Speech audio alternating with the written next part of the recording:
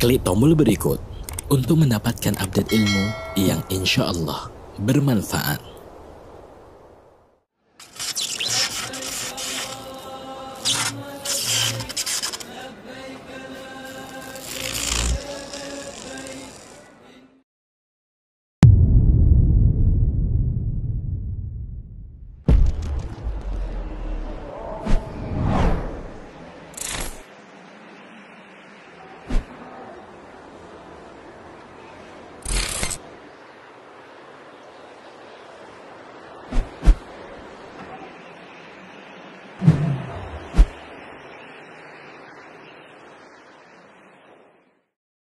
Tema yang diangkat dalam kajian ini adalah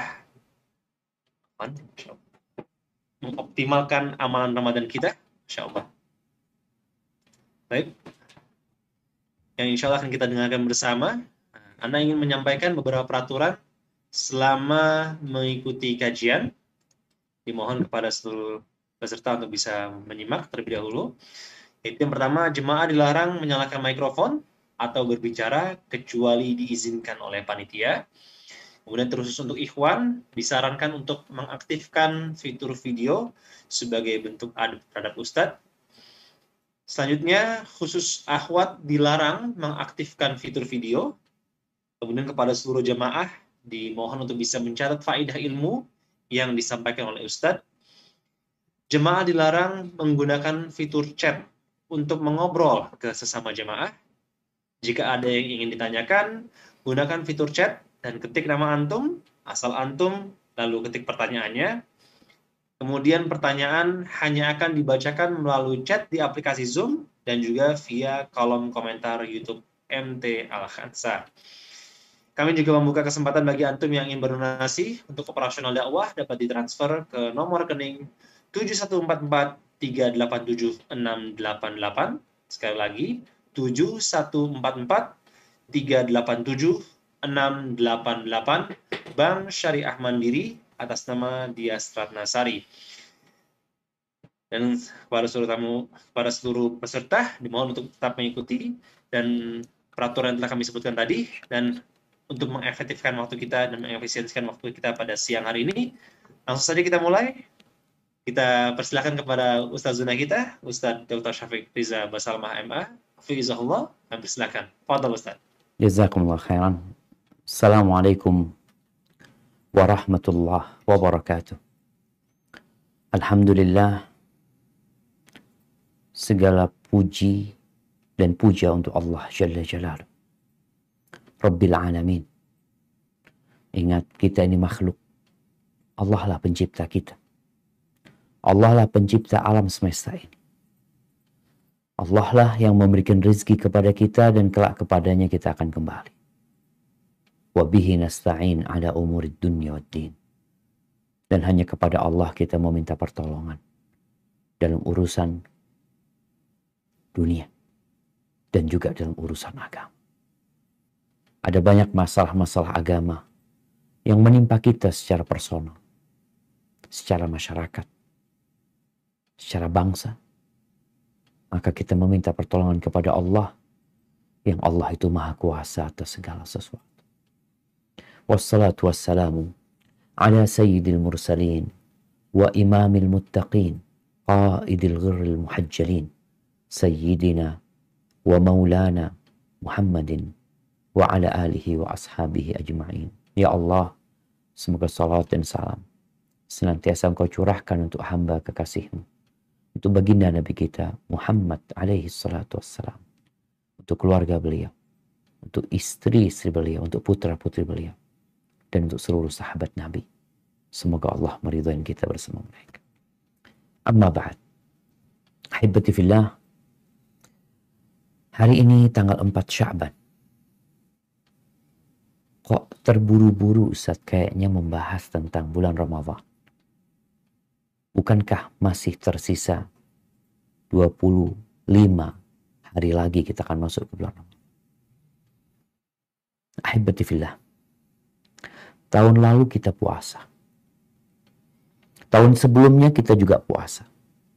Sebagian sudah 10 tahun melaksanakan puasa. Ada yang umurnya sudah 40 tahun. Ada pula yang umurnya sudah lebih dari itu. Ada mungkin yang sudah 50 tahun. Dan insya Allah sebentar lagi kita juga akan masuk ke bulan Ramadan. Coba kita perhatikan. Tahun-tahun yang telah kita lewati. Ramadan yang kita lalui. Apakah dari tahun sebelumnya ke sesudahnya itu menjadi lebih baik? Optimal ibadah kita? Atau biasa-biasa aja? Atau bahkan perubahannya menurun? Yang dulu puasa, tahun kemarin bolong puasa. Yang sebelumnya hatam Al-Quran, tahun kemarin nggak hatam Al-Quran.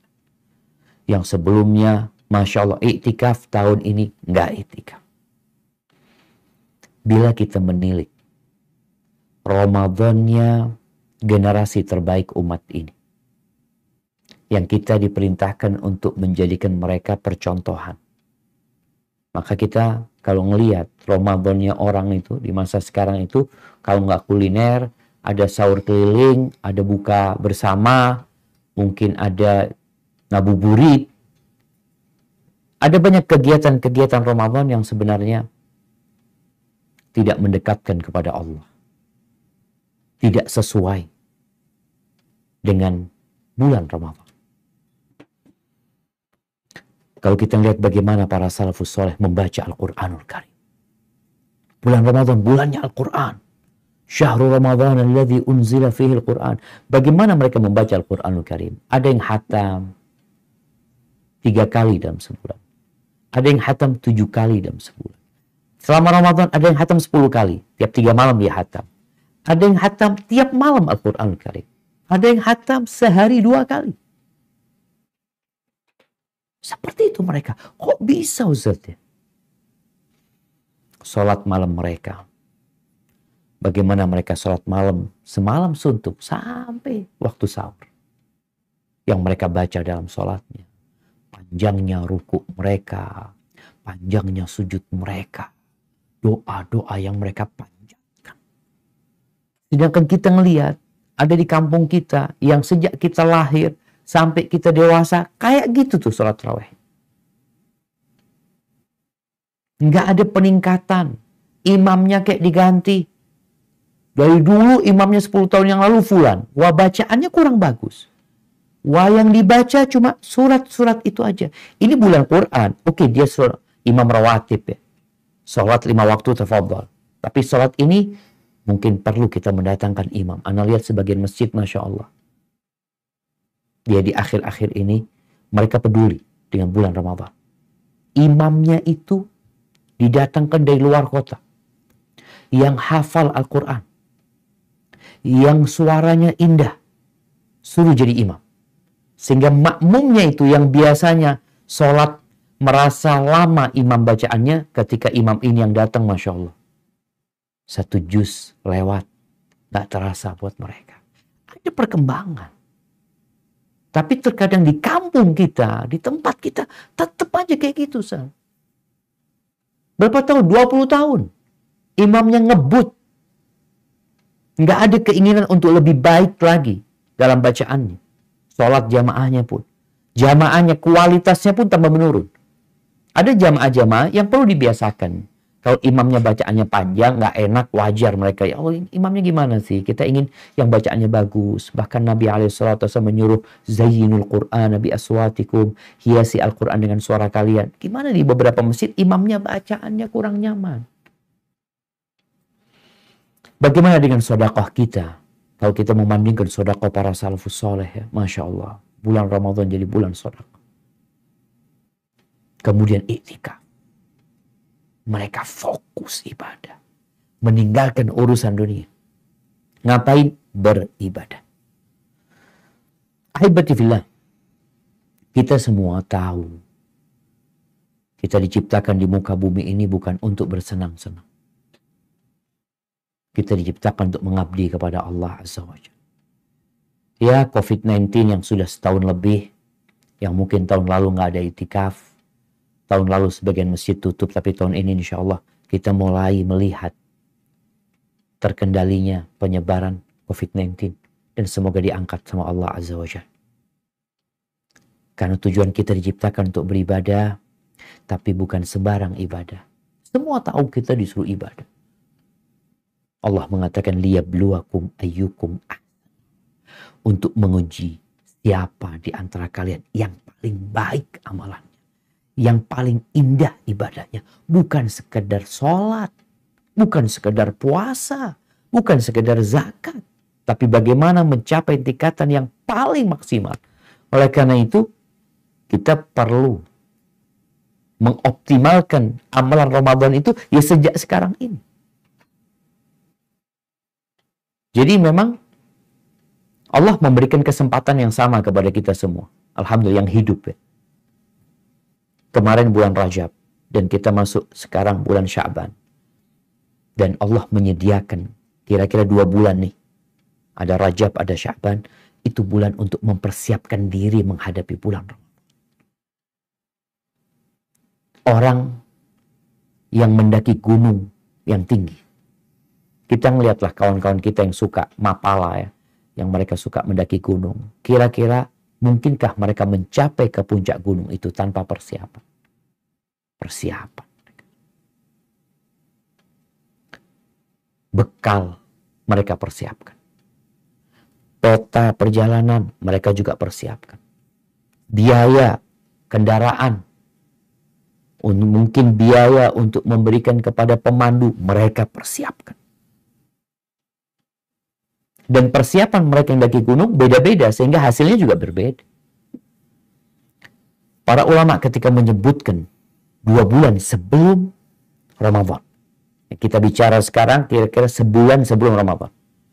Mereka sebenarnya berbincang tentang persiapan Ramadan ini sebelum Rajab.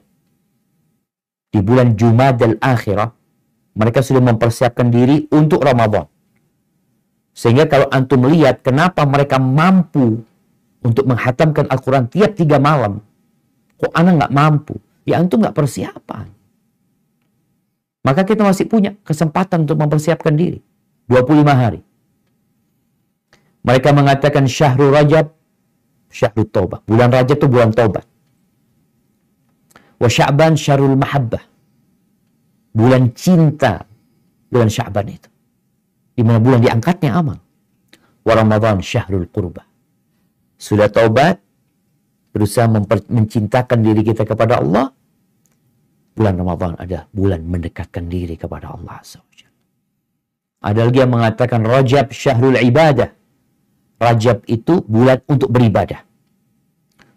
Sya'ban Syahrul Zahadah. Sya'ban bulan untuk zuhud. Jangan mengejar dunia terus, puasa di bulan Sya'ban ini udah mulai puasa, nah. Ramadan Syahrul Ziyadah. Ramadan bulan untuk menambah ibadah, menambah kezuhudan kita. Dhunnun al-Misri mengatakan Rajab litarkil afat. Rajab itu bulan untuk meninggalkan dosa-dosa. Karena kita tahu bulan Rajab ini bulan haram. Memang tidak ada amalan khusus yang ditekankan, dilakukan di bulan Rajab. Tapi di bulan itu kita meninggalkan dosa-dosa. Allah mengatakan fala tadlimu fihinna anfusakum. Kalian jangan menzalimi diri kalian di bulan-bulan haram itu. Salah satunya Rajab. Sya'ban listi'mali ta'at. Sya'ban ini bulan untuk memperbanyak ketaatan kepada Allah. Wa Ramadan lintidharil karamat. Ramadan kita nunggu karamahnya dari Allah. Orang kalau di Rajab meninggalkan dosa, di Sya'ban memperbanyak ketaatan, di Ramadan dia menunggu karamah. Faman lam yatrukil afat. Barang siapa yang tidak meninggalkan kesalahan-kesalahan, tidak meninggalkan penyakit-penyakit di bulan Rajab. Walam yasta'mil ta'at, dan tidak memanfaatkan bulan Sya'ban untuk ketaatan, maka dia nggak perlu menunggu karamah. Dia termasuk orang-orang yang dilupakan. Beliau juga mengatakan Rajab Syahrul Zar. Rajab itu bulan untuk menanam. Sya'ban Syahrul Saqi. Sya'ban itu bulan untuk merawat, menyirami. Wa Ramadan Syahrul Hasad. Dan Ramadan itu bulan untuk panen. Wa kullun yahsud ma yasr. Ingat, semua akan menuai, akan memanen apa yang dia tanam. Wa yujza ma sana. Dan dia akan mendapatkan balasan atas apa yang dia kerjakan. Wa man dhayya'a az-zira'ah nadima yauma hasadi. Barang siapa yang menelantarkan masa penanaman itu, maka dia akan menyesal pada hari orang-orang sedang panen. Dan dia akan hidup dalam kesengsaraan. Alhamdulillah. Kita ini sedang berada di arena perlombaan. Kita berada di medan pertandingan. Kalau Anda baca berita katanya Indonesia dikeluarkan dari pertandingan All England main bulu tangkis kalau nggak salah, marah-marah ya. Gimana kalau antum dikeluarkan dari pertandingan menuju ke surga Allah? Dari perlombaan ini antum dikeluarkan. Padahal terbuka, semua bisa ikut. Tapi antum mengeluarkan diri. Apa nggak seharusnya antum marah sama diri antum? Ketika manusia berlomba-lomba menuju kepada Allah, bukan untuk mendapatkan medali yang ada di dada, bukan untuk mendapatkan uang yang akan habis ditinggal, tapi untuk mendapatkan surga yang luasnya seluas langit dan bumi. Apa yang antum kerjakan? Persiapan antum gimana? Allah berfirman di surah Ali Imran ayat 133. Apa kata Allah?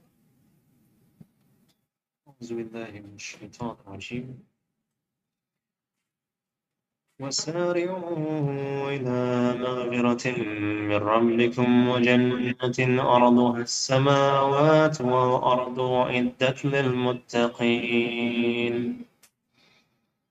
Dan bersegeralah kamu mencari ampunan dari Tuhanmu dan mendapatkan surga yang luasnya seluas langit dan bumi yang disediakan bagi orang-orang yang bertakwa. Barakallahu fikum. Kalau antum siap untuk berlomba-lomba meraih surga Allah dan ampunannya, kita mulai kiat-kiat dan langkah-langkahnya. Langkah yang pertama, karena Ramadan bulan panen, maka antum harus tanam sebelum Ramadan. Dikatakan tadi bulan Rajab sudah lewat, Ustaz. Alhamdulillah. Yang kemarin sudah tanam, alhamdulillah. Yang belum tanam, Ustaz, sekarang tanam. Tapi bagaimana cara menanam? Antum tanya sama petani. Antum tanya, gimana sih saya mau tanam? Saya punya bibit, bibitnya bagus. Tapi apakah bibit yang bagus bisa ditanam di semua tanah? Nggak bisa. Tanahnya harus dikondisikan. Makanya antum melihat petani itu sebelum menanam padi, apa yang mereka lakukan? Yang mereka lakukan membersihkan lahannya. Itu yang tanam padi. Orang-orang yang mau tanam sawit, apa yang mereka lakukan? Bersihkan lahannya. Jadi mengkondisikan lahan ini supaya benih yang akan kita tanam itu tumbuh. Terus apa tanah yang akan kita tanam ini, Ustaz? Lahannya ini apa yang harus dibersihkan? Yang harus kalau ada yang namanya padi itu, apa namanya yang pakai sapi itu jemaah? Dibajak, dibajak. Nah, Anda sampai lupa membajak itu karena udah nggak kelihatan lagi sapi yang membajak, yang ada mesin-mesin yang membajak. Jadi dibajak. Sawah itu dibajak, bahasa sininya namanya diberujul. Ya. Itu bagaimana supaya tanahnya jadi gembur. Kemudian nanti dibiarin, nggak langsung ditanam. Ya. Setelah itu diairin. Ini proses untuk menanam benih. Tanah untuk menanam benih itu hati kita. Jantung kita. Yang Nabi SAW mengatakan, kalau itu baik, semuanya jadi baik. Jadi kalau hatinya baik, mau nanam apa aja, tumbuh. Makanya kita harus perhatian dengan hati kita. Bagaimana membersihkan hati? Yang pertama dengan bertobat kepada Allah. Berapa bulan kita terus berbuat dosa. Sejak Ramadan tahun lalu, sebagian orang itu keluar Ramadan, langsung dosanya. Karena dia berpikir, oh nanti Ramadan Allah menghapuskan dosa-dosa. Bayangin ya, kalau yang namanya sawah itu tidak dibersihkan selama 9 bulan. Kira-kira kayak apa coba? Rumput ilalang tumbuh ya. Berkumpul yang bermanfaat dengan yang tidak bermanfaat. Kadangkala ya apa aja tumbuh di sana. Ada burung lewat, ada kelelawar lewat, membuang sesuatu, tumbuh di sana. Akhirnya ya, kaktus pun mungkin tumbuh di tempat itu. Maka kita perlu persiapan yang lebih panjang lagi untuk mempersiapkan lahan itu. Dengan cara bertaubat kepada Allah. Memperbanyak istighfar supaya lahannya dibersihkan. Meninggalkan dosa-dosa. Allah Azza wa Jalla berfirman di surat Al-Maidah ayat 74. Apa kata Allah?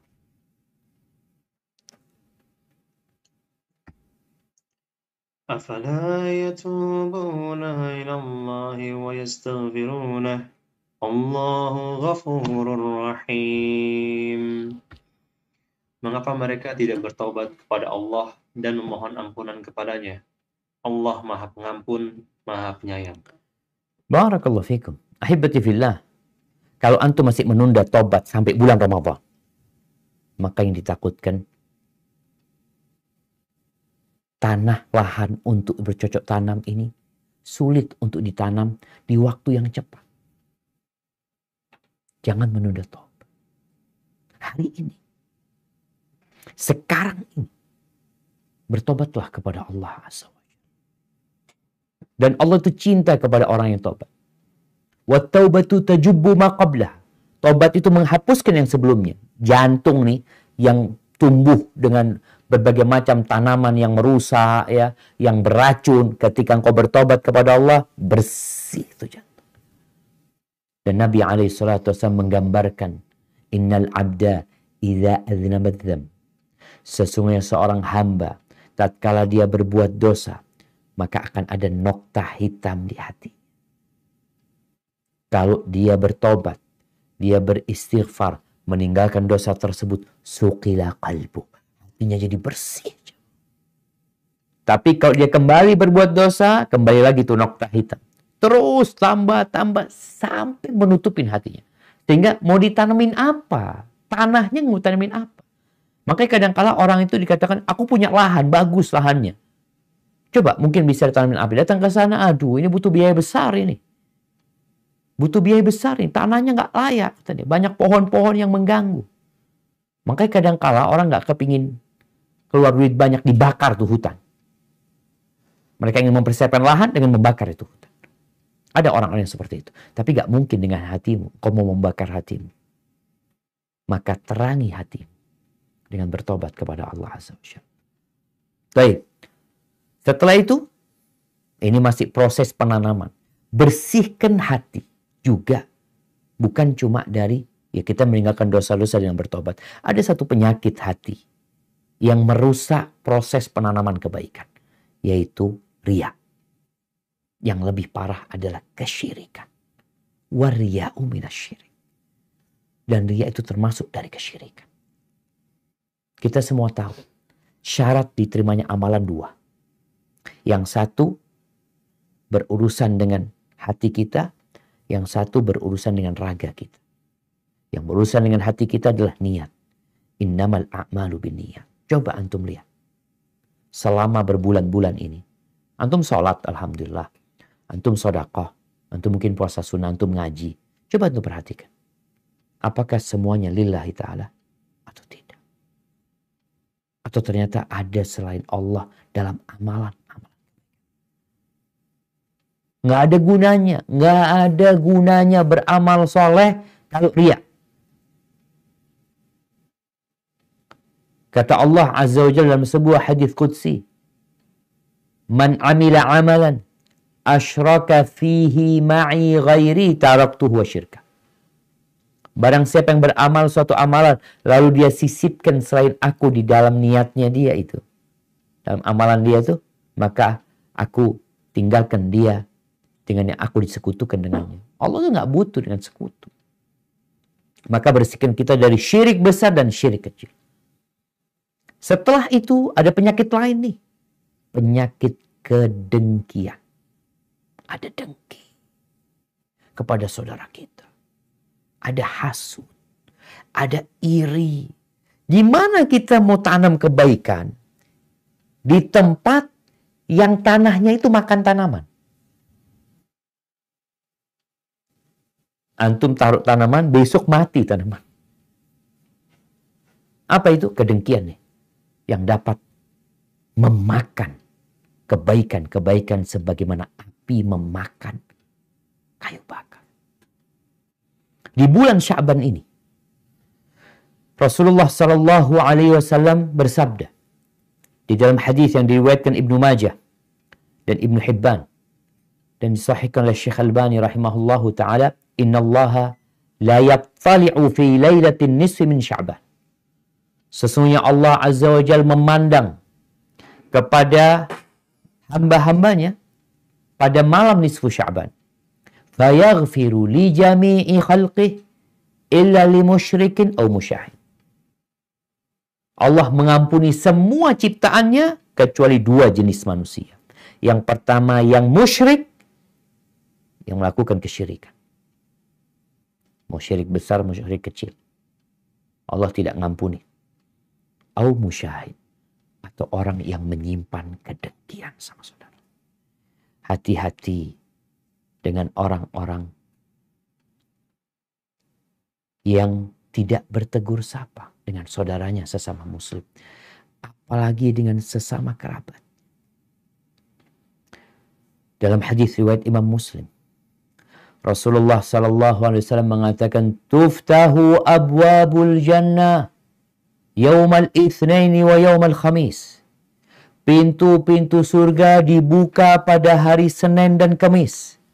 Fayughfaru likulli 'abdin la yusyriku billahi syai'a.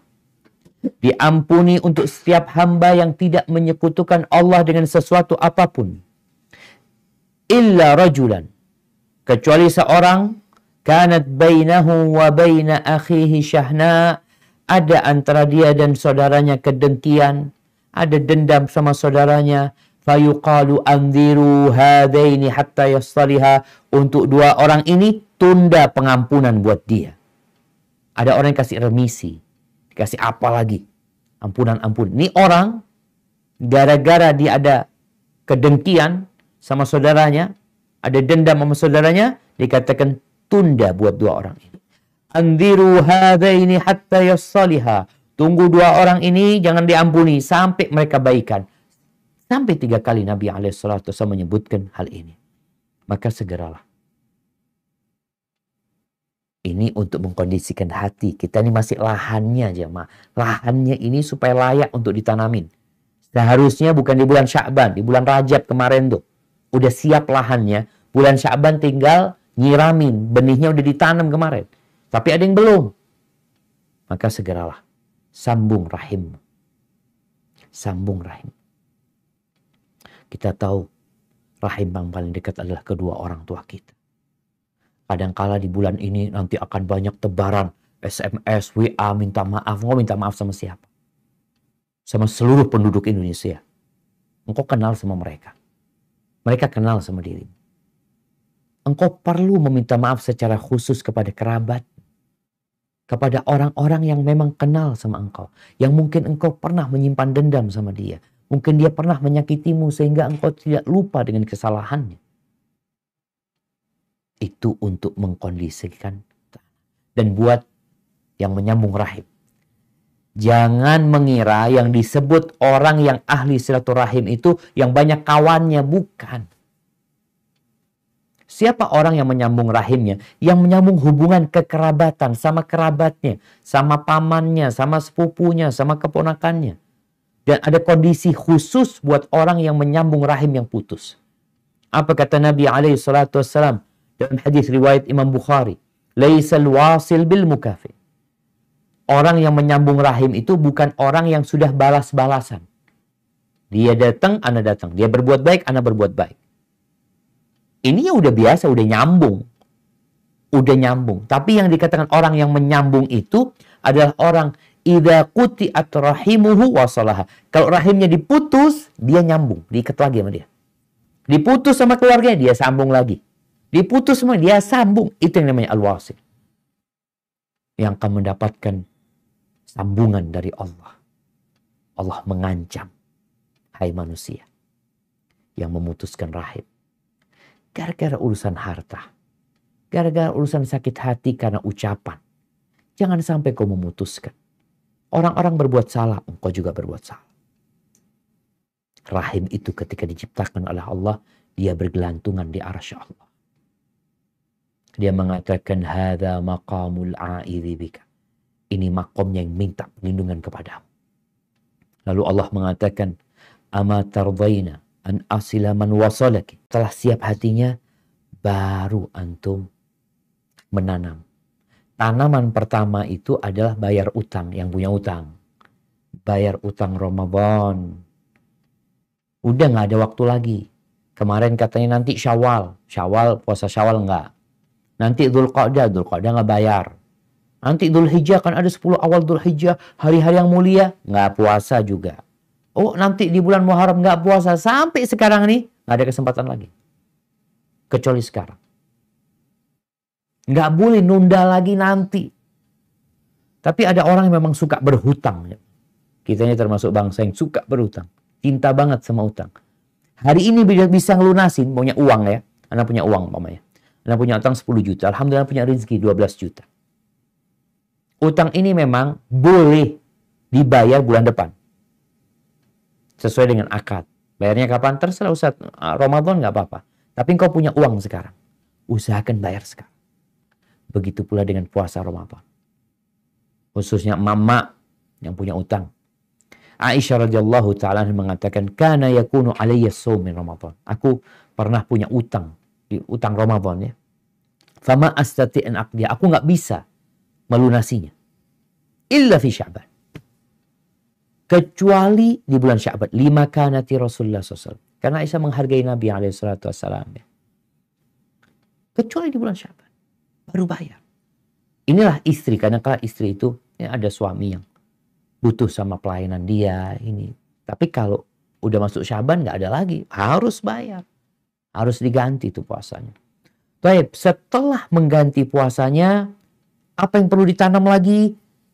Ini nanamnya udah lewat. Tapi nggak apa-apa kita tanam di bulan Sya'ban ini. Yang memang ini tetap menjadi bulan untuk menyiramin kebaikan-kebaikan yang sudah kita tanam di bulan Rajab. Yaitu memperbanyak puasa sunnah. Yang nggak punya utang jangan tenang. Oh, alhamdulillah Ustaz, ana udah selesai. Nah sekarang engkau tanam nih. Engkau sirami puasa sunnah. Bagaimana ceritanya Usama bin Zaid. Ceritanya Aisyah juga. Melihat Nabi SAW itu nggak pernah terlihat puasa lebih banyak. Puasa sunnah lebih banyak daripada di bulan Sya'ban. Seakan-akan wa kana yasumu Sya'ban kullah. Seakan-akan puasa Sya'ban full. Padahal nggak pernah full beliau. Tapi seakan-akan dari banyaknya puasa sunnah di bulan Sya'ban, hampir full puasa beliau. Apa kata Usama bin Zaid? Dia menanyakan, ya Rasulullah, lam araka tasumu min syahrin minasyuhur ma tasumu min Sya'ban. Wahai Rasulullah, aku belum melihatmu berpuasa di bulan, di antara bulan-bulan itu seperti puasamu di bulan Sya'ban. Qala dzaka syahrun yaghfalun nasu an. Maka Nabi mengatakan itu bulan di mana manusia melalaikannya. Bulan Sya'ban. Bulan persiapan ini dilalaikan sama manusia. Baina Rajab wa Ramadan. Letaknya terjepit antara bulan Rajab dan bulan Ramadan. Wa huwa syahrun turfa'u fihi al-a'malu ila rabbil alamin. Itu bulan diangkatnya amalan menuju kepada Allah Rabbul Alamin. Fa uhibbu an yurfa'a amali wa ana sha'im. Dan aku ingin diangkat amalanku dalam kondisi puasa. Subhanallah. Rawahu Ahmad. Kenapa beliau ingin diangkat amalannya dalam kondisi berpuasa? Amalan itu diangkat jamaah, ada yang tiap hari, ada yang harian, sehari 2 kali. Waktu subuh dan waktu asar, di mana malaikat berganti. Ada shift di antara malaikat, iya. Ada yang tiap pekanan, Senin sama Kamis. Ada yang tiap tahunan, yaitu di bulan Sya'ban. Ada yang sepanjang umur sekali ketika kita mati. Nabi ingin ketika diangkat amalannya dalam kondisi hidup itu, ada pahala puasa. Dalam kondisi puasa. Ada banyak amalan kan? Tapi kenapa beliau memilih memperbanyak amalan puasa? Karena puasa ini satu-satunya ibadah yang pahala penentuannya cuma Allah yang tahu. Kullu amal ibni Adam lahu illa siyam. Kecuali puasa. Itu milikku, kata Allah. Aku yang kasih pahala. Maka usahakan kita di bulan Sya'ban ini. Tiap hari diangkat nih amalan kita. Diangkat. terlihat ada puasa, hari ini puasa. Kalau bisa puasa Senin Kemis. Kalau bisa puasa Daud umpamanya. Kalau bisa puasa sehari, puasa 2 hari, berbuka, ahlan wa sahlan. Jadi bagaimana memperbanyak puasa Sya'ban. Karena bulan ini bulan diangkatnya amalan jamaah. Dan subhanallah, orang yang berpuasa di bulan Sya'ban, dia di bulan Ramadan insya Allah nggak akan, apa bahasa Indonesia, kemaruk ya mah. Kemaruk ini serakah. Nggak akan serakah untuk makan berbuka atau ketika sahur. Nggak ada. Buktikan. Kenapa kita ngelihat di bulan Ramadan itu orang sibuk dengan makanan? Karena baru pertama selama setahun dia itu nggak makan dari pagi sampai petang. Baru pertama. Sehingga kebayang dia, ya Allah enaknya makan itu. Sehingga semuanya dimakan. Tapi kalau antum sudah persiapan puasa Sya'ban, dari nasihat ana, ya ini amalan Nabi SAW ya. Tapi banyak orang lalai. Usahakan di bulan Sya'ban kita punya puasa sunnah. Paling tidak antum puasa 3 hari. Pertengahan nanti. 13, 14, 15 boleh. Tapi paling tidak antum punya persiapan. Sehingga masuk Ramadan nggak kaget lagi. Antum melihat tuh orang biasa puasa sunnah. Kira-kira kalau berbuka apa dia? Apa seperti berbuka ketika Ramadan? Orang kalau puasa Ramadan itu mejanya penuh. Tapi kalau orang biasa puasa Senin Kemis, dia makan kurma, minum air, ke masjid. Selesai. Buat dia bukan sesuatu yang spesial makan itu.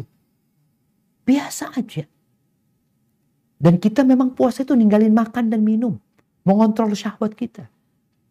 Bukan hanya di siang hari kita mengontrol, malam hari balas dendam. Ini karena orang-orang tidak punya persiapan. Jadi kaget dia. Makanya persiapkan. Engkau bersama keluargamu, anak-anakmu, sahur. Udah sahur nih. Sebelum Ramadan udah sahur. Jadi ada orang yang sama hidup baru sahur. Ya awal Ramadan itu sahur. Sambil ngantuk-ngantuk. Dia anaknya dibangunin. Tidur lagi ini itu. Tapi kalau udah biasakan di bulan Sya'ban. Insya Allah Ramadan optimal nantinya. Jadi Ramadan itu tinggal panen. Di sini nih kita nyiramin. Siramin lagi. Sampai pokok itu kokoh. Ramadan antum tinggal panen. Dan bicara pintu surga yang sering kita dengar. Khatib itu sering menyampaikan tentang pintu surga yang namanya Ar-Rayyan. Pintu bagi orang-orang yang berpuasa. Itu bukan untuk yang puasa Ramadan. Itu untuk yang rajin puasa sunnah. Bukan puasa Ramadan. Kenapa? Kalau Ramadan kan semua umat Islam puasa. Apa bedanya ana sama antum? Apa bedanya masyarakat yang memang ini rukun Islam, mau nggak mau mereka wajib. Terus apa kekhususan mereka? Inilah yang akan menaikkan dia menjadi orang-orang khusus yang masuk lewat pintu Rayyan ketika dia memperbanyak puasa sunnah. Tapi yang kedua, tanamannya baca Quran. Karena kita tuh bulan Ramadan nih, Syahrul Quran. Dan muslim itu hidupnya senantiasa ya berinteraksi dengan Quran.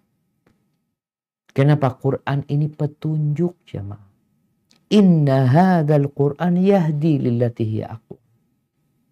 Kenapa banyak orang tersesat dalam kehidupan mereka? Tersesat dalam muamalah mereka, dalam kehidupan keluarga mereka, kerja di pasar tersesat, kerja di kantoran tersesat, kerja di pemerintahan tersesat. Tidak mengikuti Al-Quranul Karim. Petunjuknya ditinggal. Di bulan Sya'ban, usahakan. Kalau antum tiap hari sudah baca Quran, kemarin alhamdulillah Ustaz, ana tiap hari baca 1 lembar Ustaz, alhamdulillah. Berarti sekarang ditambahin. Jadi berapa? 2 lembar. 3 lembar. Ana alhamdulillah Ustaz, biasa 1 juz sehari. Oh, tambahin sekarang. Sehingga ini yang namanya bulan untuk menyiramin. Yang kebaikan yang sudah ada itu ditambahin, disiramin, dibuat lebih indah lagi. Salamah bin Kuhail mengatakan, kana yuqal syahru Sya'ban syahrul qurra. Dikatakan dulu bulan Sya'ban itu bulannya orang-orang yang suka membaca Al-Quran Karim. Bulan Sya'ban. Bulan untuk menyiramin. Ramadan jangan ditanya lagi. Habib ibn Abi Thabit, idza dakhala Sya'ban qala hadza syahrul qurra. Mengatakan ini bulannya orang-orang yang rajin membaca Al-Qur'an Karim.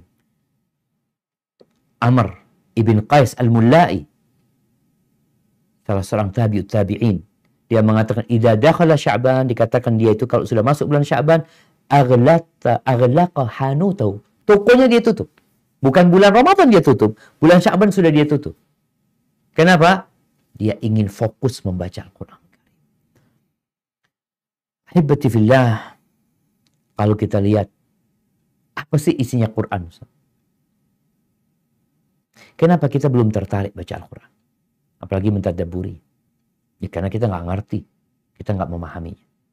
Padahal alhamdulillah terjemahan ada, tafsir ada. Abdullah bin Mas'ud radhiyallahu anhu mengatakan, idza aradtumul ilm, kalau kalian ingin ilmu, fanthurul Qur'an, maka bukalah lembaran-lembarannya itu, buka. Kalau ingin ilmu, fa inna fihi ilmal awwalin wal akhirin. Di sana itu ada ilmu orang-orang yang terdahulu dan ilmu orang-orang yang akan datang. Ilmunya Allah, sebagian ilmunya Allah, Al-Quran ini yang Allah turunkan dengan ilmunya. Kemudian ahibati fillah, Al-Hasan Al-Basri mengatakan, wallahi ma dawwana Al-Quran. Afwan, bukan ucapan Hasan Al-Basri. Ini ada ucapan Uthman bin Affan radhiyallahu anhu. Lau tahuratil qulub ma lam tashba' min qira'atil Quran. Lau tahurat qulubukum ma syabi'at min kalami rabbikum. Kalau hati kalian itu bersih, maka kita bicara bersihkan. Kalian nggak akan puas membaca Al-Quran. Nggak akan. Kenapa sekarang orang itu baca satu lembar udah capek?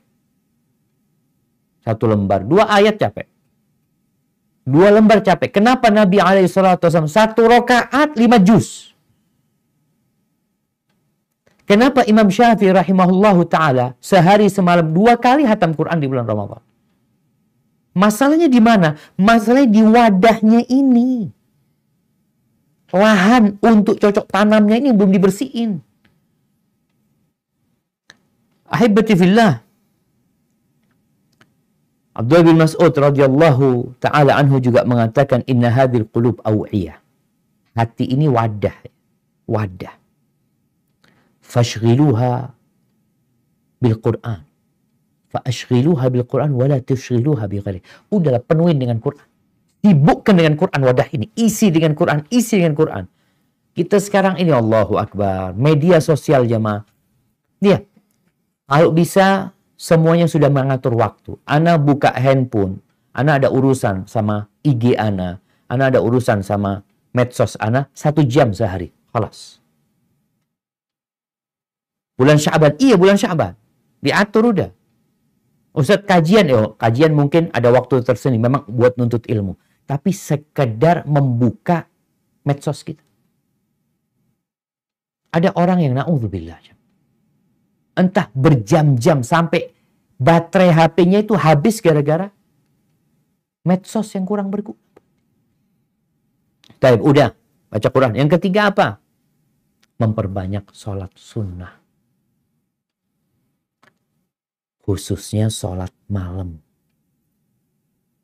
Yang selama ini sholatnya cuma 5 waktu. Karena nanti di Ramadan itu ada sholat tarawih.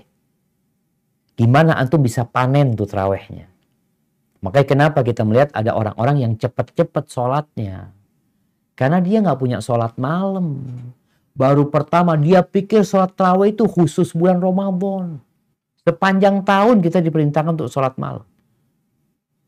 Dan Allah Azza wa Jal di surat As-Sajdah ayat 16 menceritakan penghuni surga itu ngapain aja di malam hari. Sepanjang tahun, bukan cuma Ramadan. Apa kata Allah? Bismillahirrahmanirrahim. تتجافى جنوبهم عن المضاجع يدعون ربهم خوفا وطمعا ومما رزقناهم ينفقون. Lambung mereka jauh dari tempat tidurnya Mereka berdoa kepada Tuhannya dengan rasa takut dan penuh harap, dan mereka menginfakkan sebagian dari rezeki yang kami berikan kepada mereka. Barakallahu fikum. Ini kerjaan penghuni surga. Lambungnya itu jauh dari tempat tidurnya. Ngapain? Sholat malam, berdoa, memohon kepada Allah. Ada rasa takut, ada rasa harap. Kita ini harapannya dunia, takutnya dunia. Kebanyakan kita. Yang ada dalam benaknya, takut rugi dalam pekerjaannya, berharap keuntungan dari usahanya, urusan dunia. Engkau pernah nggak berpikir kita takut masuk neraka? Kita berharap masuk surga. Dalam list perkara-perkara yang penting dalam hidupmu, ada di mana surga sama neraka? Penghuni surga itu tatajafa junubuhum anil. Bukan hanya di bulan Ramadan, tapi itu kebiasaan mereka. Makanya Anda mengajak di bulan Sya'ban ini, mulai kita kurangin tidurnya. Malam itu, ada sahur kan nanti. Mulai bangun. Usahakan sholat malam 3 rakaat. Bangun jam 2. Alhamdulillah punya alarm. Dibiasakan tuh. Kalau nggak bisa, sebelum tidur, mulai sholat witir. 3 rakaat, 5 rakaat, 7 rakaat, 9 rakaat, 11 rakaat. Sholat sudah dibiasakan. Mulai ini, hari ini Ana mau 3 rakaat, alhamdulillah 3 rakaat sudah. Ana mungkin susah kalau malam hari, usahakan. Engkau mampu insya Allah. Kita hanya butuh pembiasaan. Kemudian di surat Adz-Dzariyat ayat 17-18. Apa kata Allah Azza wa Jalla?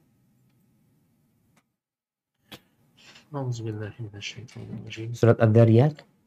Nah, apa? Kanu qalilan minal laili ma yahja'un wa bil ashari hum yastaghfirun.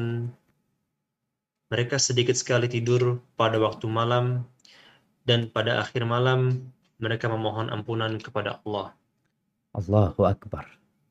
Sedikit tidurnya. Kita sedikit tidurnya ngapain? Allah sebutkan mereka sedikit tidurnya berdoa. Mereka sedikit tidurnya sholat.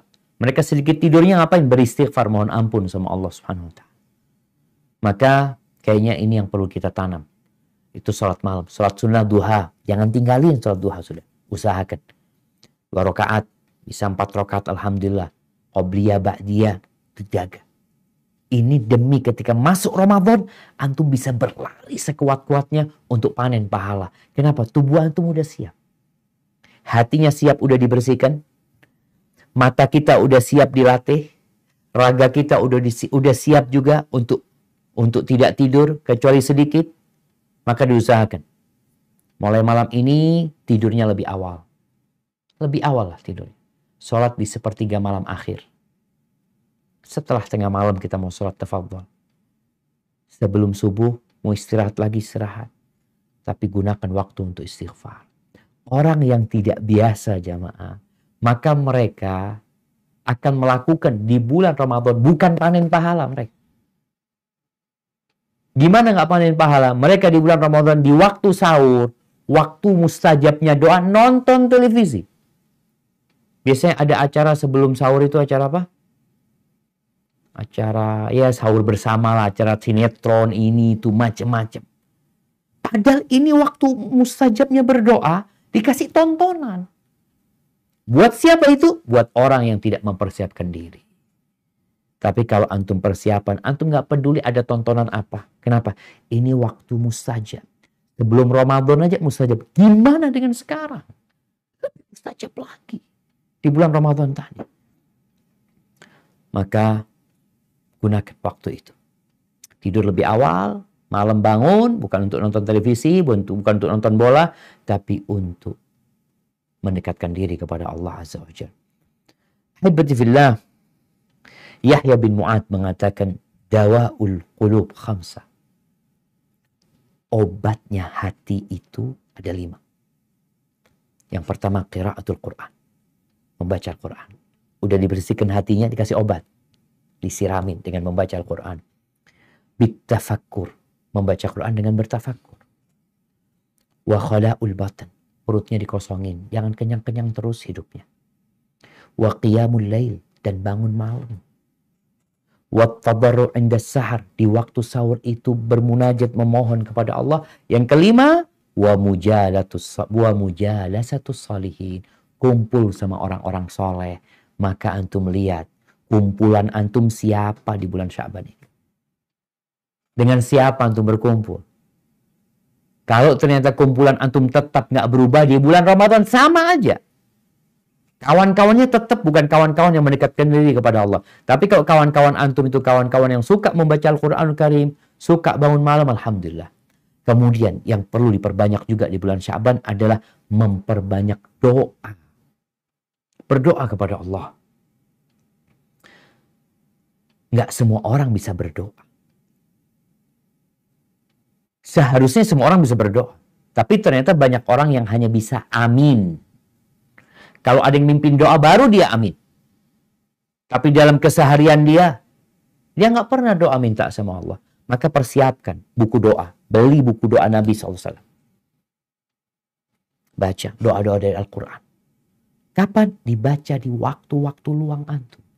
Khususnya di waktu-waktu mustajab. Antara azan dan qomat. Persiapan sekarang. Ramadan, Masya Allah, antum udah fasih berdoa. Fasih memohon kepada Allah.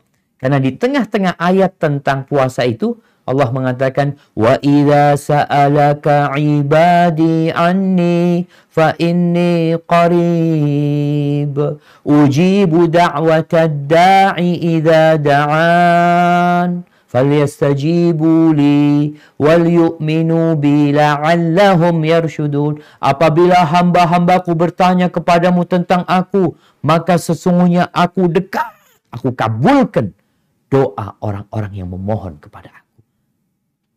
Jadi Allah tuh tahu sama kebutuhan kita, tapi kita disuruh minta. Ada proposal yang diajukan. Mulai bulan Sya'ban. Sehingga bulan Ramadan antum udah fase berdoa. Kemudian memperbanyak zikir. Zikir.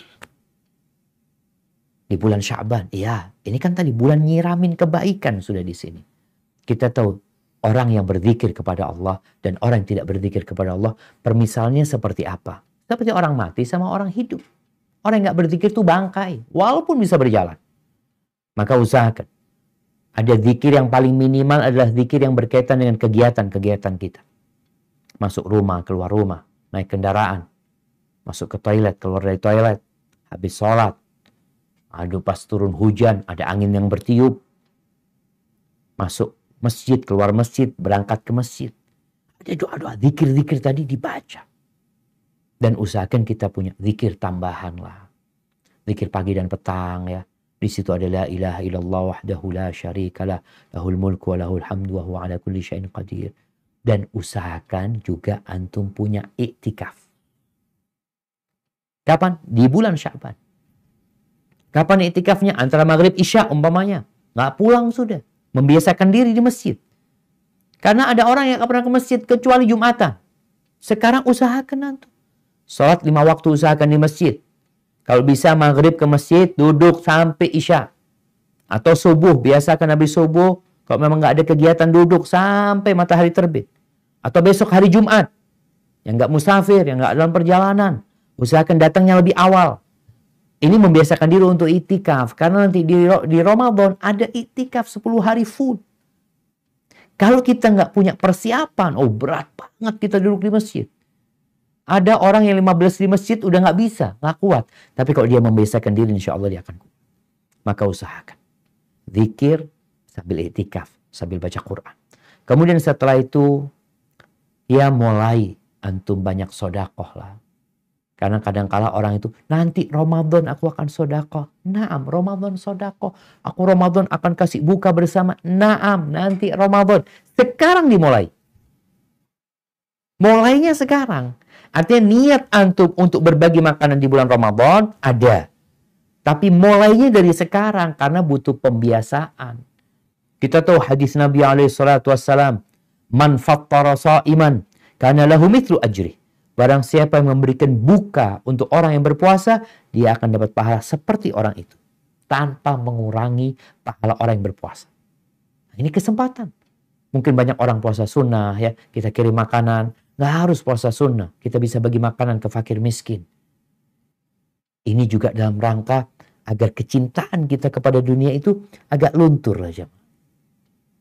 Orang kalau nggak pernah sodako, dia akan terus mengumpulkan harta sampai dia bingung mau diapain. Berikan kepada fakir miskin. Bukankah Nabi SAW ajwadun nas, orang yang paling dermawan?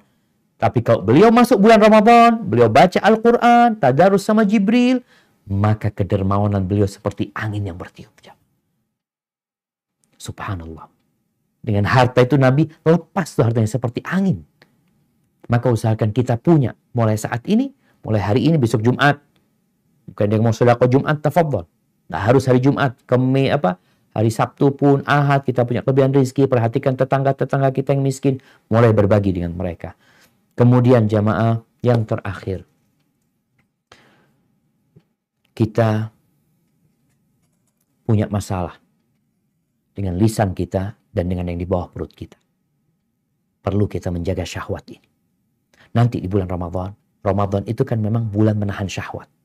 Dimana kalau dikatakan puasa itu ngapain sih Ustaz? Puasa itu menahan diri dari makan dan minum, dari segala pembatal puasa, dan menahan syahwat kita. Allah Azza wa Jalla berfirman di surat Al-Baqarah ayat 183. Apa kata Allah?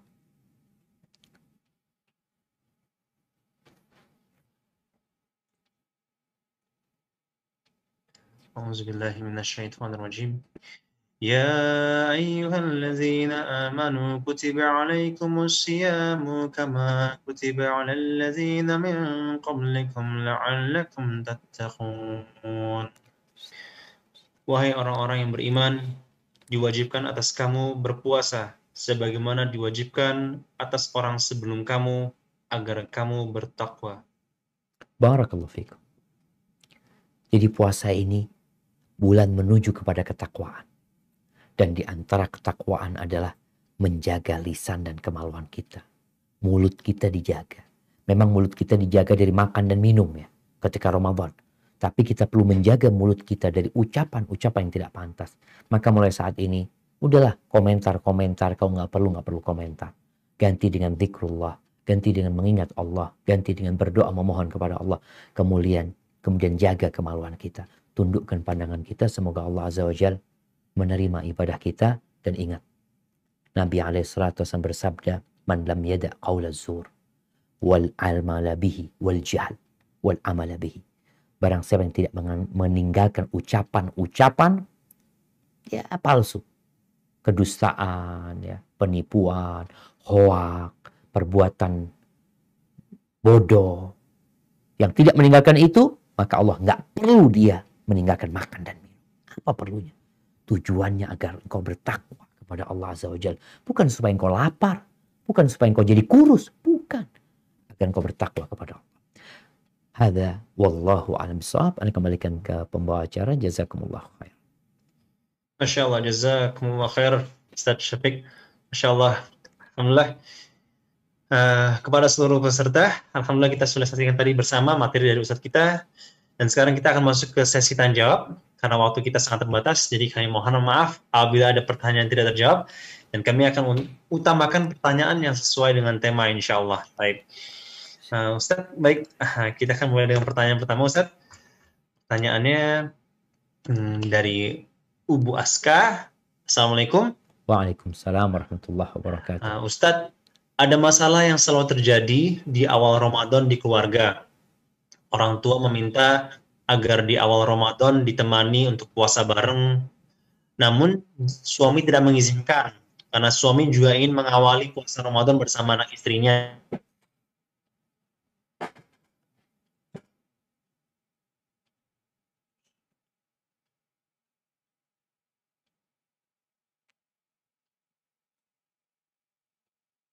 Nah, ya kayaknya terputus ya.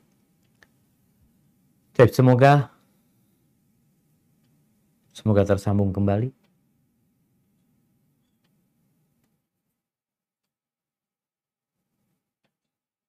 MC-nya putus. Baik, Ana mungkin bisa menangkap pesan dari pertanyaan tadi tentang orang tua yang menginginkan putrinya ditemanin berpuasa. Tapi suaminya juga ingin puasa bersama istrinya. Mana yang harus dilakukan? taat kepada suami. Taat patuh sama suami. Bukankah orang tua dari dulu sudah berpuasa sama anak? Sehingga tatkala anak itu menikah, dia akan bersama suaminya. Dan di dalam agama kita, hanya ada satu pemimpin. Ketika anak itu belum berkeluarga, maka orang tuanya yang jadi komandan. Tapi tatkala putri itu telah menikah, maka dia ikut sama suaminya. Wajib seorang anak perempuan berbakti kepada orang tuanya. Iya, wajib taat, wajib patuh, tapi terbatas dengan izin dari suaminya. Maka dalam kondisi seperti ini, anti minta maaf kepada orang tua, mungkin digantikan dengan sesuatu yang lainnya ya. Kalau urusan berbuka mungkin nggak bisa berbuka sama orang tua, tapi sekarang bisa buka bersama via Zoom. Mungkin orang tua juga ngelihat anaknya berbuka, apa sih yang dimakan di sana ya. Seperti itu, mungkin setelah berbuka baru waktu tarawih ketemu sama orang tua, atau di sore harinya ketemu sama orang tua ya, untuk ya menyenangkan hati orang tua. Tapi tetap engkau lebih wajib taat kepada suamimu. Hada wallahu a'lam bissawab. Nah. Baik Ustadz, izin Anda dengan Zaki, insya Allah dari MC Dery akan nyambung kembali. Jadi sementara Akhi Dery masih belum nyambung, dari Anda dulu Ustadz. Antum kok nggak kelihatan nanti. Oh, maaf Ustadz. Ustadz. Nah, tafadhal. Ya. Dari Mita, Assalamualaikum Ustadz, Anna Mita dari Bekasi. Izin bertanya, Ramadan lalu Ana uzur haid 10 hari. Tahun ini sudah saya lihat jadwal haid Ana, dan diperkirakan di awal dan akhir Ramadan Ana haid. Boleh Ustadz Ana minum pil penunda haid dari dokter? Dan bagaimana hukumnya dalam Islam karena ingin memaksimalkan ibadah di bulan Ramadan? Dan penjelasan Ustadz, jazakallah khair. Masya Allah, barakallahu fiik. Naam jamaah. Berkaitan dengan menggunakan pil haid. Oh, pil apa? Iya, pil untuk menunda haid itu. Para ulama membicarakan hal ini. Kalau itu membahayakan wanita, karena sesuatu yang normal kemudian ditahan ya, akan membahayakan tubuh dia, maka jangan. Nggak harus antum, atau nggak perlu antum minum pil penunda haid. Kalaupun dikatakan nanti sah nggak puasanya, sah, nggak ada masalah. Kalau engkau memang nggak datang bulan, berarti puasanya wajib gitu loh. Namun berkaitan dengan bahaya, agama kita ini la dharara wa la dhirar. Tidak boleh ada yang membahayakan, dan kita juga nggak boleh membahayakan orang lain. Karena biasanya sesuatu yang natural, kemudian dia ditahan, akan membahayakan kepada tubuh orang itu. Kecuali kondisinya memang hajat yang mendesak.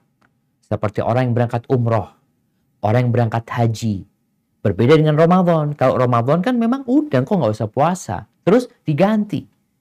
Tapi kalau bicara umroh atau haji, kita itu terikat dengan rombongan jemaah haji. Yang mereka pulang momennya tanggal 12. Sedangkan anak ini tanggal 7 itu mulai haid Ustaz. Biasanya seperti itu. Apakah anak perlu minum? Perlu minum ketika itu.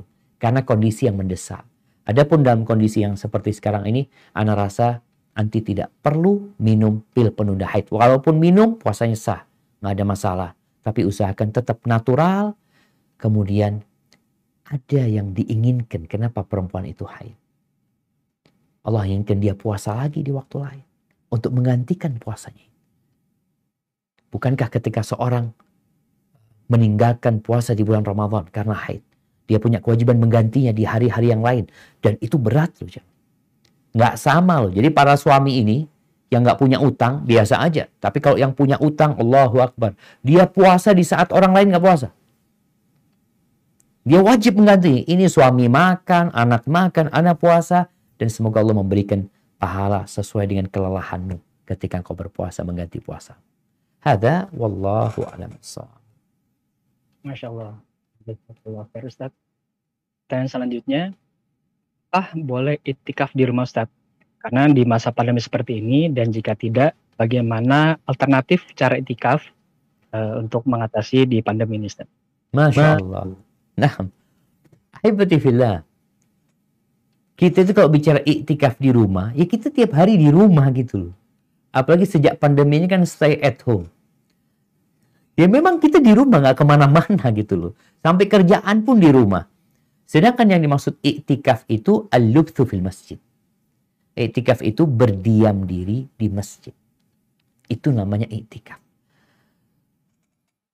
Menahan tubuh kita di rumah Allah, tubuhnya ditahan, kemudian hati kita juga ditahan, difokuskan kepada Allah Azza wa Jalla. Itu iktikaf. Tapi kalau kondisinya memang nggak bisa ke masjid, Ustaz nggak bisa ke masjid, masjidnya tutup umpamanya. Ya udah, kita beribadah di rumah. Fokus ibadah di rumah. Amalan-amalan iktikaf di masjid kita tarik ke rumah, tapi tidak dikatakan kita iktikaf. Kita fokus ibadah di rumah, bukan iktikaf. Dan kalau kita bicara pandemi seperti sekarang ini, mungkin hukumnya itu berbeda dari satu tempat ke tempat lainnya. Mungkin ada beberapa tempat yang masih lockdown ya, yang masih ada pembatasan. Apa sekarang pembatasan skala kecil, skala besar, apa PSBB, macam-macam istilahnya.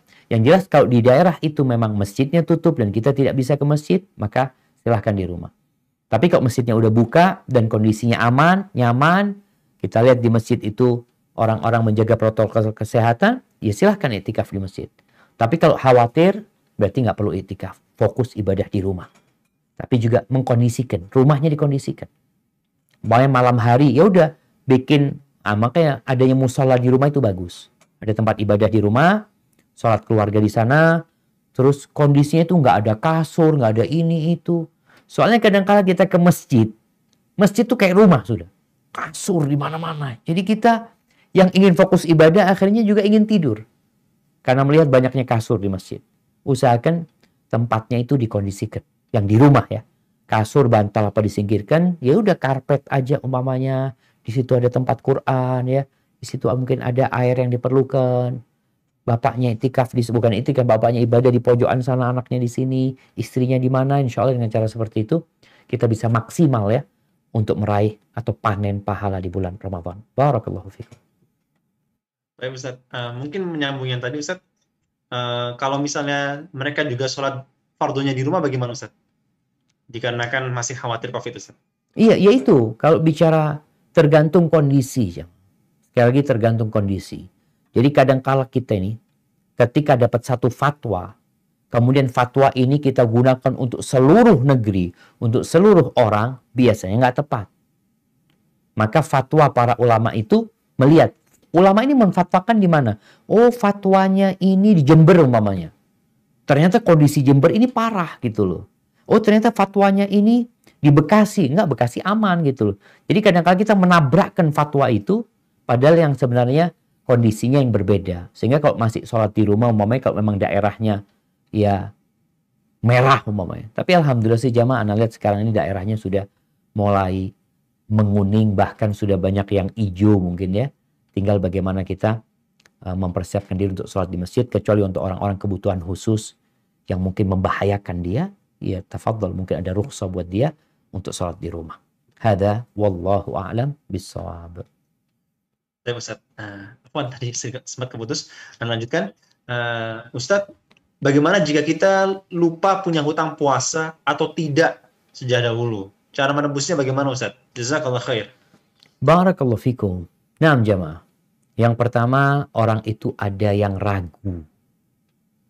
Dia itu ragu. Ana ini punya utang apa enggak? Kayaknya punya utang. Jadi dia meragukan dirinya. Atau dia lebih yakin dia punya utang. Maka orang yang seperti ini, dia bayar. Tapi kalau dia yakin enggak, Ana enggak punya utang. Ketika dia yakin enggak punya utang, walaupun ada sedikit keraguan, maka dia enggak punya utang. Jadi keyakinan itu tidak bisa dikalahkan dengan keraguan. Tapi kalau memang tadi, kayaknya Ana punya utang ya, cuma berapa ya? Dulu kayaknya pernah ini. Ya udah antum ganti. Seperti orang yang sholat, ketika dia ragu, ini 3 atau 4 ya?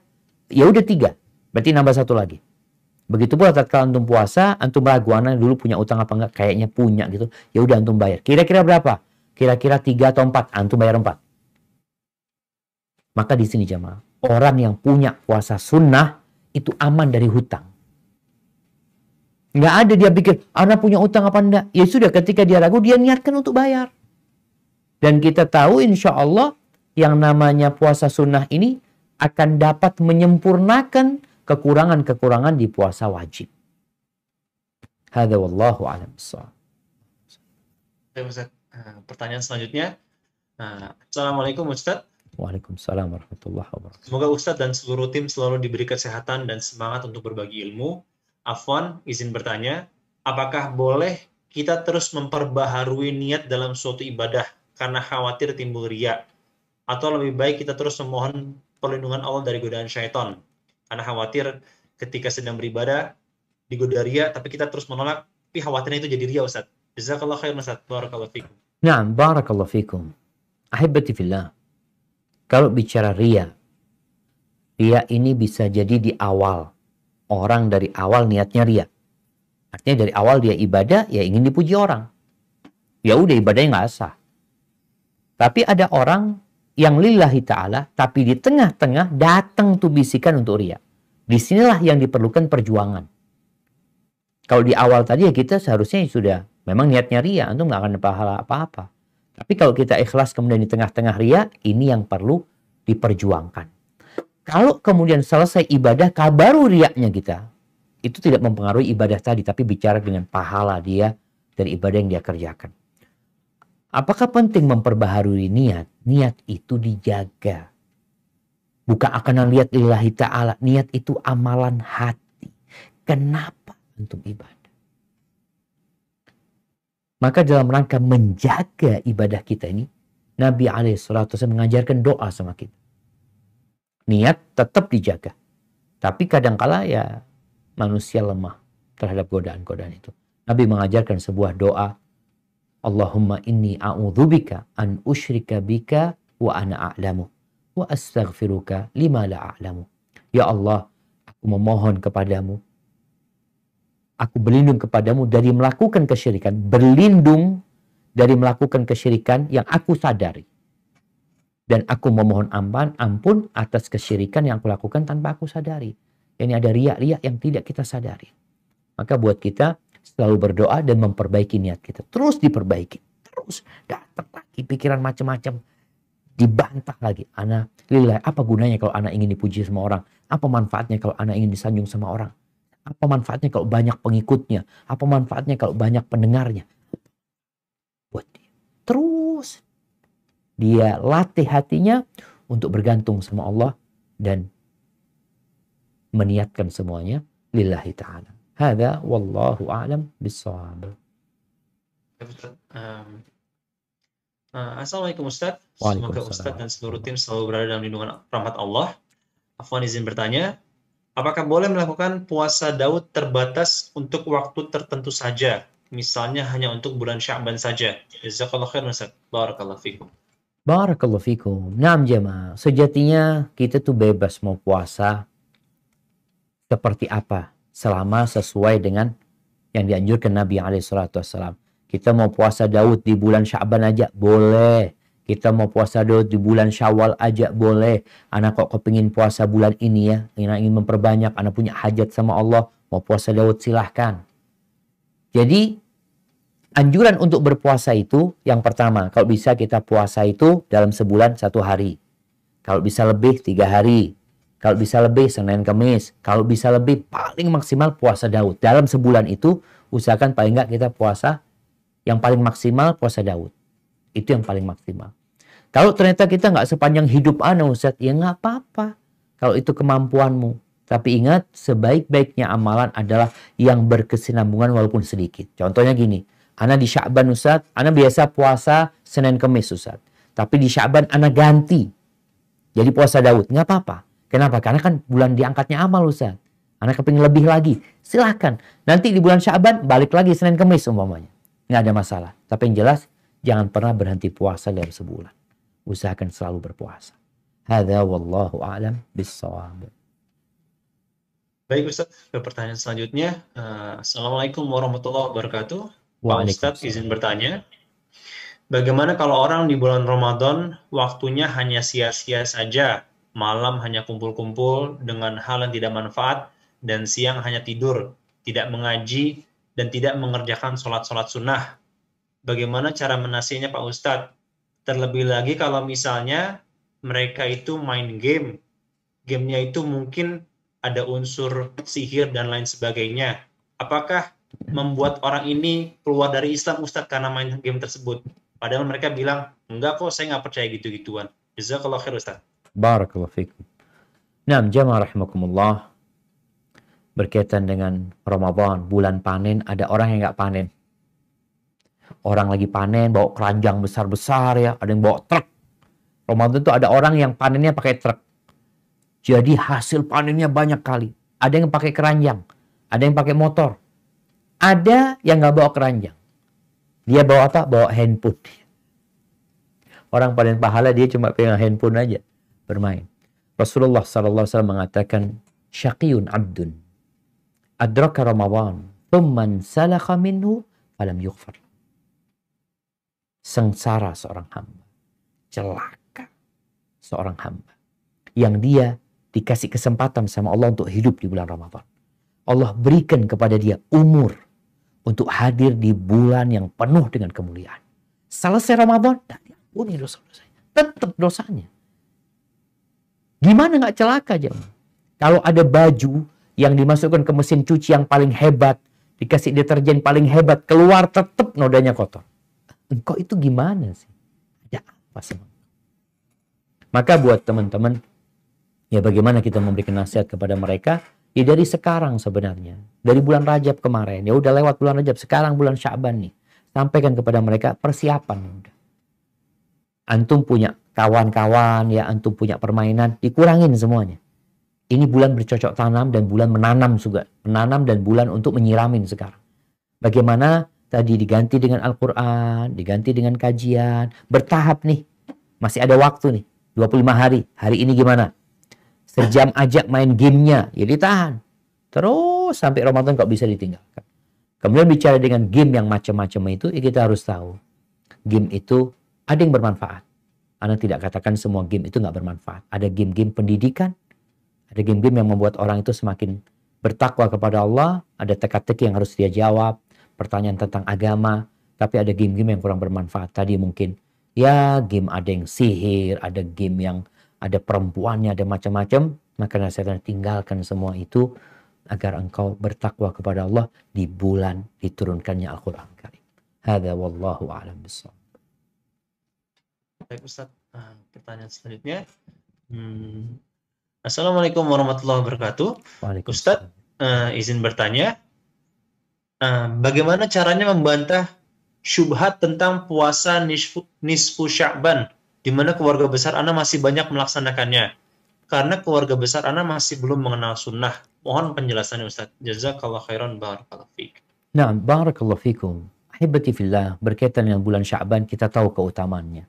Dengan malam nisfu Sya'ban, ada banyak keutamaan-keutamaan dalam hadis-hadis yang tidak sahih. Tapi yang jelas, ada ulama mensahihkan hadis tadi, Allah mengampuni di malam nisfu Sya'ban semua hamba-hambanya kecuali yang musyrik dan menyimpan kedengkian serta dendam kepada saudaranya.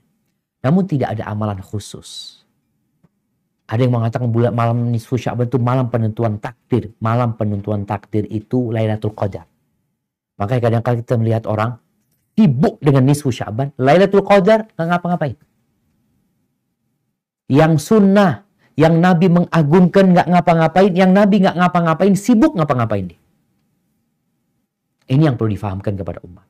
Coba dilihat lagi. Nabi ngapain di malam nisfu Sya'ban? Lihat hadisnya. Apakah benar atau tidak? Kalau nggak benar, ya sudahlah. Kita tinggalin. Tinggal bagaimana sekarang keluarga kita. Sampaikan kepada keluarga tentang keutamaan Lailatul Qadar. Lalu sampaikan juga. Ada pun berkaitan dengan nisfu Sya'ban. Nih ada yang sahih seperti ini. Kalau bicara puasa, sampaikan puasa itu Nabi puasa selama bulan Sya'ban itu banyak kali.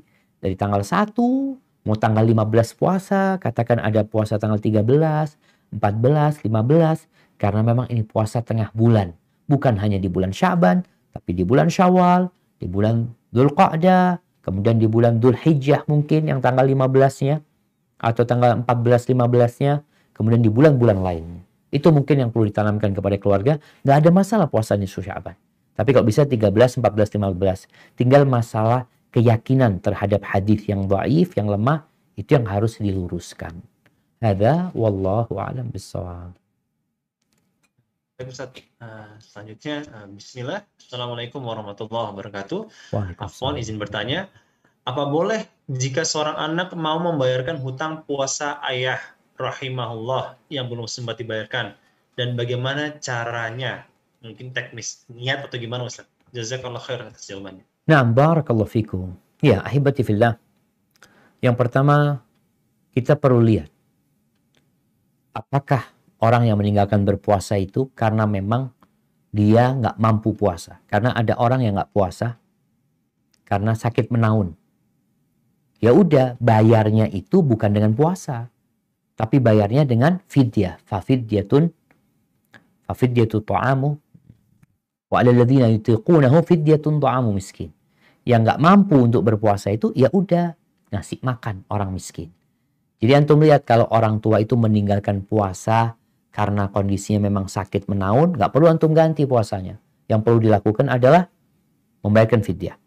Tapi kalau enggak, jadi abah itu sakit Ustaz di bulan Ramadan, kemudian dia meninggal. Harapan kita memang ayah itu sehat di bulan Syawal. Tapi tanggal 17 Ramadan dia meninggal dunia. Dia punya utang 17 hari. Di sini para ulama membolehkan. Jadi sebagian mengatakan yang wajib diganti itu puasa nadar, dan sebagian ulama berpendapat seperti itu, puasa wajib pun boleh digantikan oleh keluarganya. Kalau kondisinya tadi, orang tuanya ini sebenarnya ada harapan sehat ya. Tapi dia meninggal dunia, tadi 17 hari itu nggak dibayarin. Maka keluarganya boleh membayarkan dengan berpuasa. Ya niatnya niat menggantikan puasa orang tua. Tapi kalau orang tua sakit menaun, bukan dibayar puasa, tapi dibayar fidyah. Hadza wallahu a'lam bishawab. Tapi Ustaz, selanjutnya, Assalamualaikum. Waalaikumsalam. Afwan izin bertanya, Ustaz Syafiq, berkenaan dengan zakat harta, apakah zakat harta boleh dibagi-bagi kepada beberapa orang? Dan apakah harus disebutkan kepada si penerima zakat bahwa itu adalah zakat harta kita? Karena kita di bulan Ramadan kan diperbolehkan untuk bersodakoh. Nah, bagaimana? Apakah boleh kita bersodakoh dengan menyebutkan zakat harta kita, Ustaz? Jazakallahu khair. Barakallahu fikum. Ahibati fillah, berkaitan dengan zakat, ingat zakat ini rukun Islam. Kewajiban bagi seorang muslim yang punya nisab dan telah berputar 1 tahun dari harta dia tersebut. Kewajibannya itu tidak ikut Ramadan, tapi ikut berputarnya harta tersebut dalam setahun. Umpamanya, Ana punya uang 100 juta, tahun lalu Ana alhamdulillah punya rezeki, dikasih orang duit 100 juta. Bulan Sya'ban. Maka mengeluarkan zakatnya setelah setahun bulan Sya'ban. Nggak boleh nunggu bulan Ramadan. Tapi tepat ketika sampai waktunya dia keluarkan. Adapun pertanyaan, apakah boleh kita menyebutkan zakat kita? Ingat, zakat ini dahulunya diambil oleh pemerintah. Jadi memang sebutkan, ini zakatku. Para sahabat datang mengatakan, iya Rasul zakatku. Sampaikan ini zakatnya dia. Maka biasanya Nabi SAW, kalau dapat zakatnya orang, ada orang diambil zakatnya atau dia ngantar zakatnya, Nabi mengatakan, Allahumma salli ala ali Abi Aufa. Ini keluarganya Abu Aufa yang ngirim zakatnya, Nabi mendoakan mereka. Jadi zakat ini perlu disebutkan ketika kita menyalurkannya, memang baik itu ke lembaga atau ke negara ya. Karena apa? Karena tempat menyalurkan zakat ini khusus. Ada 8 golongan. Karena kalau kita nggak nyebutin, takut dibangun-bangun masjid nantinya. Kita kirim duit nih ke satu lembaga, nggak ngomong nih. Sama lembaga dibikin untuk acara, umpamanya, ya acara makan-makan bersama, padahal mereka bukan orang-orang yang berhak menerima zakat. Jadi perlu disebutkan. Tapi kalau kita menyerahkan kepada orang yang kita tahu dia itu berhak, ya udah nggak usah sebutin. Kita tahu nih orang berhak menerima zakat, ya udah kasihkan. Kita mau nyebutin pun nggak masalah sebenarnya. Kemudian jamaah, berkaitan dengan zakat ini, ketahuilah ada perbedaan tempat menyalurkan. Kalau sedekah lebih umum lagi. Zakat yang kita berikan kepada orang-orang ini harus sesuai ketentuannya. 2,5%, kalau lebih itu jadi sedekah nantinya buat mereka. Kemudian apa pertanyaannya satu lagi? Kok lupa? Apa kalau misalnya apakah kan lagi bulan Ramadan itu merupakan zakat Dan boleh nggak kalau misalnya zakat kita dibagi ke beberapa orang? Iya, siap, itu tadi. Nah, apakah zakat itu boleh dibagi ke beberapa orang ya? Boleh. Kalau bisa ke 8 golongan kasih. Umpamanya kita punya uang 100 juta, zakat kita udah bagi-bagi. Kalau ternyata enggak Ustaz, enggak ada Ustaz. Yang ada di tempat anak cuma orang-orang fakir miskin Ustaz. Jihad fisabilillah enggak ada, kata dia. Ya udah, duit itu boleh, zakat ini ingat boleh diberikan kepada satu orang untuk memenuhi kebutuhan dia setahun. Boleh. Wah, ini orang, karena ini kan zakat tahunan memang. Ini orang miskin Ustaz. Dia udah nggak bisa kerja, janda tua ini itu. Dia sebulan tuh butuh 1 juta. Udah kita kasih 12 juta buat dia. Boleh. Untuk kebutuhan dia setahun. Tinggal bagaimana supaya orang itu nggak boros, dititipin ke siapa, ini zakat buat fulan ya. Jadi berikan kepada fulan, itu haknya dia. Mungkin seperti itu. Jadi nggak ada masalah kita berikan ke beberapa orang atau ke satu orang zakat kita berikan. Hadza wallahu a'lam bissawab. Baik Ustaz. Selanjutnya, Assalamualaikum warahmatullahi wabarakatuh. Afwan Ustaz, izin bertanya. Andaikan kita bayar hutang puasa wajib di saat Senin atau Kamis, apakah kita dapat pahala 2 kali Ustaz? Pahala puasa wajib dan pahala puasa sunnah. Syukran Ustaz. Barakallahu fikum. Nah, yang puasa mengqadha utangnya di hari Senin Kamis, dia dapat pahala apa? Dia dapat pahala puasa qadha. Tapi dia dapat keutamaan harinya. Hari Senin itu, engkau puasa, engkau nggak puasa, itu hari diangkatnya amalan. Jadi tetap kita dapat pahala hari Seninnya. Bukan dapat pahala puasa sunnah, tapi pahala diangkatnya amalan pada hari Senin dan diangkat amalan pada hari Kamis. Maka ini penting sekali kita ini belajar jamaah. Tatkala kita mau bayar itu, cari hari-hari mulia. Nggak apa-apa kita bayarnya di hari Senin Kamis. Sehingga kita mendapatkan kemuliaan harinya. Kalau puasanya puasa wajib tentunya. Dan kita tahu antara wajib dan sunnah ini lebih utama yang wajib. Sehingga kalau kita puasa Senin itu dengan puasa wajib, jadi amalan kita yang diangkat itu bukan puasa sunnah, tapi puasa wajibnya. Hadza wallahu a'lam bissawab. Baik Ustaz, selanjutnya pertanyaan berkaitan dengan taubat. Assalamualaikum Ustaz. Waalaikumsalam. Bagaimana kalau misalnya kita ingin bertaubat, namun saya pernah mendengar hadis bahwa malaikat itu akan mencatat taubat kita itu selama 6 jam setelah kita berbuat maksiat. Apakah hadis tersebut sahih atau tidak Ustaz? Dan kalau misalnya ternyata kita sedang berbuat maksiat, di detik itu juga kita istighfar, kita taubat, kita menangis, apakah taubat kita akan langsung diterima Ustaz? Barakallahu fikum. Nah jamaah, yang anak ingat hadis tentang pencatatan amalan. Jadi ada malaikat rahmat, ada malaikat azab, ada malaikat yang mencatat kebaikan, ada malaikat yang mencatat keburukan. 2 malaikat ini, komandannya itu adalah malaikat yang pencatat kebaikan. Ketika orang itu melakukan dosa, malaikat pencatat kebaikan katakan tunggu dulu, mungkin dia tobat gitu loh. Tunggu dulu beberapa saat, dikatakan 7 saat ya. Beberapa saat dia disuruh menanti. Ketika sudah nggak tobat, ya udah dicatat kemudian. Jadi seperti itu yang mudah-mudahan anak tidak salah ya. Itu berkaitan dengan malaikat yang mencatat kebaikan, mencatat keburukan. Jadi yang mencatat kebaikan itu menjadi komandan kepada pencatat keburukan. Sehingga kapan dia mencatat? Setelah memang ditunggu beberapa saat, ternyata dia nggak tobat, baru dicatat. Baik, kembali apakah ketika seorang bertobat, kemudian dia menangis, menyesal, langsung diampuni? Apabila syarat dan ketentuan terpenuhi, walaupun nggak nangis, Allah ampuni. Apa syarat dan ketentuannya? Yang pertama, menyesali. Nyesel melakukan itu. Yang kedua, meninggalkan perbuatan dosa itu. Yang ketiga, bertekad untuk tidak ngulangin. Maka insya Allah Allah terima tobatnya. Terus memperbanyak amal soleh ini. Untuk membersihkan hatinya. Untuk menjaga amalnya. Kemudian ada syarat yang selanjutnya. Apabila berhubungan dengan hak manusia. Ada kezaliman yang kita lakukan kepada orang lain. Maka perlu meminta maaf kepada orang tersebut. Ya. Perlu minta dihalalkan. Agar tobat kita sempurna. Hada wallahu a'lam bissawab. Mungkin satu pertanyaan lagi Ustaz, bagaimana? Siap, bismillah. Pertanyaan berikutnya. Assalamualaikum warahmatullahi wabarakatuh. Izin bertanya. Orang tua saya sekarang usia hampir 90 tahun. Alhamdulillah sampai Ramadan tahun lalu masih kuat saum Ramadan. Hanya saja seingat kami, beliau dulu baru mulai sholat dan saum ketika umur 49 tahun. Kami tidak tahu apakah beliau sudah mengqadha puasa-puasa beliau yang sebelum umur 49 tahun. Kami mau bertanya kepada beliau, khawatiran tersinggung. Apa yang harus kami lakukan, Ustaz? Mohon nasihatnya. Jazakumullahu khairan. Masya Allah, barakallahu fikum. Subhanallah jemaah. Rasulullah SAW mengatakan, khairun nas man tala umruhu wa hasuna amaluhu. Manusia yang terbaik adalah yang panjang umurnya dan baik amalannya. Semoga ayah antum termasuk orang-orang yang baik. Adapun kalau dia punya masa lalu yang kelam, di mana dia pernah nggak sholat, pernah nggak puasa, bagaimana dia menggantinya? Para ulama berbeda pendapat tentang orang yang meninggalkan puasa dengan sengaja dan tentang orang yang meninggalkan sholat dengan sengaja. Apakah ada kesempatan buat mereka untuk menggantikan? Sebagian mengatakan wajib diganti, wajib diqadha sholatnya, wajib diqadha puasanya. Karena dia telah meninggalkan rukun Islam. Sehingga dia punya utang yang banyak sekali.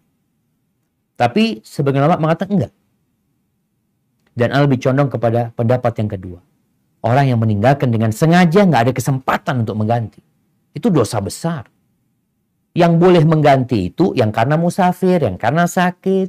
Kalau orang nggak sholat karena ketiduran, karena lupa. Tapi kalau dia memang setahun nggak sholat, kemudian tahun depan ana mau sholat, nggak ada. Yang harus dilakukan bertobat kepada Allah dengan taubatan nasuha. Maka nasihat ana, ya kalau mengikuti pendapat yang kedua tadi, yang perlu dianjurkan kepada ayah, karena ayah dulu pernah nggak puasa, pernah nggak sholat, bagaimana sekarang bertobat dengan taubatan nasuha, memperbanyak puasa sunnah, bukan hanya Ramadan. Memperbanyak sholat sunnah, bukan hanya yang 5 waktu. Hadza wallahu a'lam bishawab. Mungkin itu jamaah yang bisa ana sampaikan. Kurang lebihnya mohon maaf. Semoga Allah memberikan taufik kepada kita untuk benar-benar menyirami kebaikan kita di bulan Sya'ban ini dan menyampaikan kita ke bulan Ramadan. Barakallahu fiik. Ana kembalikan ke pembawa acara. Jazakumullahu khairan. Jazakumullah khairan, Ustaz. Sudah memberikan begitu banyak ilmu dan juga materi kepada kita semua. Alhamdulillah, tidak terasa kepada seluruh peserta sudah begitu cepat sekali waktu berjalan. Kita sampai pada akhir acara. Jangan lupa untuk subscribe dan like channel YouTube MT Al-Khansa Cilandak untuk menyaksikan kajian-kajian yang lainnya.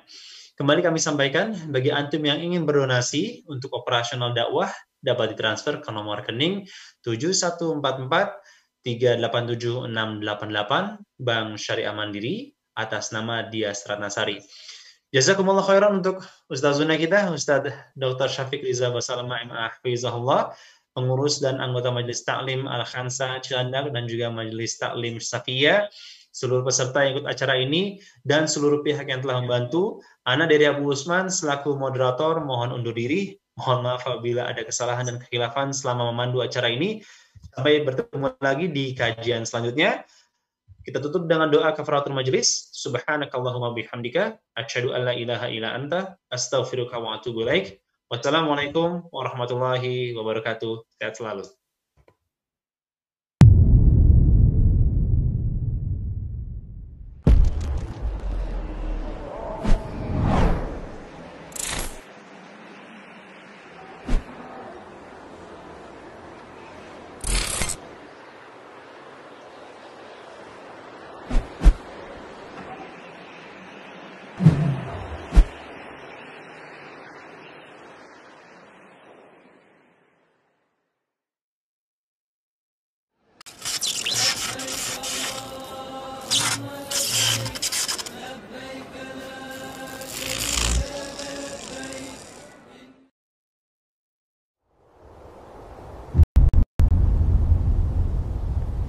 Klik tombol berikut untuk mendapatkan update ilmu yang insya Allah bermanfaat.